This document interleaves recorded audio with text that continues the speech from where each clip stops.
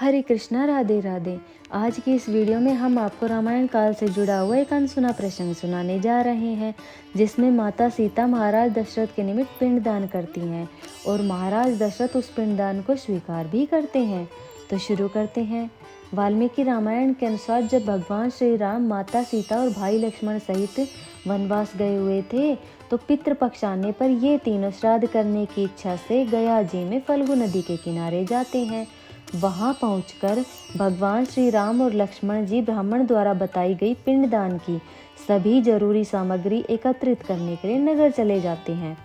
काफी देर होने पर जब प्रभु श्री राम और लक्ष्मण जी सामग्री लेकर वापस नहीं आते हैं, तब ब्राह्मण देव अति चिंतित हो माता सीता से कहते हैं कि हे देवी, पिंडदान का शुभ समय बीता जा रहा है। यह सुन माता सीता अति व्याकुल हो जाती हैं। इसी दौरान महाराज दशरथ की आत्मा भी माता सीता को पिंडदान देने का आभास कराती हैं। इस पर माता सीता बहुत आश्चर्यचकित होती हैं, किंतु अधिक समय व्यर्थ न करते हुए माता सीता स्वयं पिंडदान करने का विचार बनाती हैं। फिर माता सीता फल्गु नदी, गाय, ब्राह्मण, तुलसाजी, वटवृक्ष और काग, इन सब को साक्षी बना विधि पूर्वक महाराज दशरथ का पिंडदान कर देती हैं और महाराज दशरथ से पिंडदान स्वीकार करने का आग्रह करती हैं।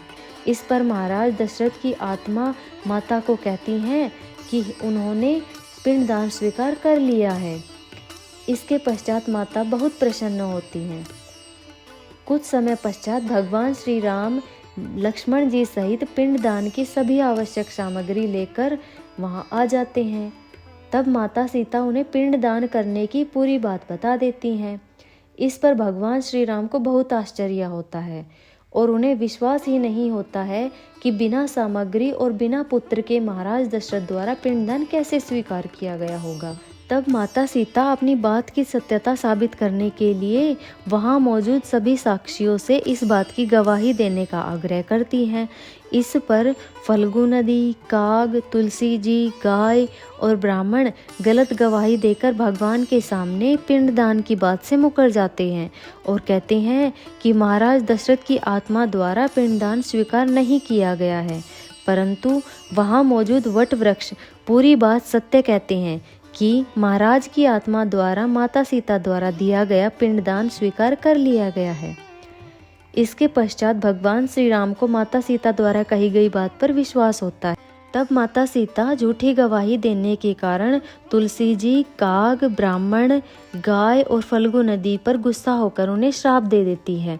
माता सीता ने गाय को मुख से झूठ कहने पर, खाने के लिए दर दर भटकने का और सिर्फ पिछले हिस्से की पूजा होने का श्राप दिया। इसी कारण आज के समय में गाय के पिछले हिस्से से प्राप्त गौमूत्र, गोबर और दूध का उपयोग पूजा में होता है। फल्गु नदी को माता श्राप देती है कि तुम्हारा जल सूख जाएगा। इसी कारण फल्गु नदी में सिर्फ बरसात के दौरान ही जल दिखाई पड़ता है। ब्राह्मण देव को श्राप देते हुए माता सीता कहती हैं कि वह कभी भी उसको मिलने वाली दक्षिणा से संतुष्ट नहीं होगा और हमेशा ही दरिद्र बना रहेगा। आज सभी ब्राह्मण इस श्राप को भोग रहे हैं। माता काग को लड़ झगड़ कर भोजन प्राप्त करने का श्राप देती हैं और तुलसी जी को माता श्राप देते हुए कहती हैं कि वह गया जी की पावन धरती पर कभी भी फल फूल नहीं सकती। इन पांचों पर माता के श्राप का प्रभाव आज कलयुग में भी दिखाई देता है। अंत में माता सीता वट वृक्ष के द्वारा सत्य बात कही जाने पर वट वृक्ष को आशीर्वाद देते हुए कहती हैं कि तुम्हारी आयु दीर्घ होगी, तुम सबको घनी छाव देने वाले होगे और कोई स्त्री अगर अपने पति की दीर्घ आयु के लिए तुम्हें पूजेगी तो उसकी यह इच्छा अवश्य पूर्ण होगी। इसलिए वट सावित्री के व्रत में वट वृक्ष की पूजा की जाती है। जिस प्रकार महाराज दशरथ की आत्मा समय से पिंडदान न मिलने के कारण भूख प्यास से व्याकुल हो गई थी, उसी प्रकार यदि हम अपने पितरों को पिंडदान नहीं करेंगे तो हमारे पितरों की आत्मा भी भूख प्यास से व्याकुल हो जाएगी। इसीलिए हमें अपने पितरों के निमित्त श्राद्ध पक्ष में पिंडदान और तर्पण अवश्य करना चाहिए।